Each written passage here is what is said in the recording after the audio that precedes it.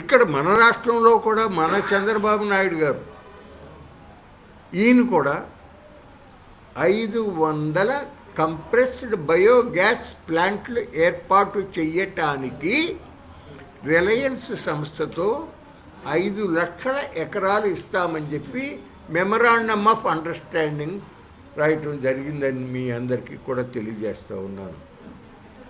అంతేకాదు లోగడ నుంచి కూడా పరిశ్రమల అభివృద్ధి కొరకు ఏ ప్రభుత్వం ఉండా కొద్దో గొప్ప భూములు ఇస్తూ వచ్చారు. కొంత కన్సెషన్ రేటుకి వాళ్ళకి ఇచ్చారు. అట్లాగే రిజిస్ట్రేషన్ ఛార్జీలు మినహాయింపు, తక్కువ రేటుకే కరెంటు సప్లై చేస్తామని, కొన్ని రకాల ట్యాక్సులు మినహాయింపు, అటువంటి కొన్ని ఇన్సెంటివ్స్ ప్రకటిస్తూ చేస్తూ వచ్చారు. రాను రాను అది చాలా హెచ్చు స్థాయిలోకి వెళ్ళిపోయింది. వాళ్ళ ఎందుకు చేస్తున్నారనేది అంతు పట్టటల్లా. అభివృద్ధి పేరుతో, ఉద్యోగాల కల్పన పేరుతో, పారిశ్రామిక అభివృద్ధి పేరుతో ఇవాళ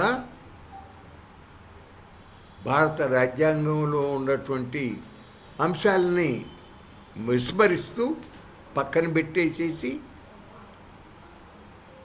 చట్టాలలో ఉన్నటువంటి అంశాలని పక్కన పెట్టేసి, హైకోర్టులు సుప్రీంకోర్టులు ఇచ్చిన తీర్పులను కూడా వమ్ము చేస్తూ వందల వేల కోట్ల రూపాయల విలువైనటువంటి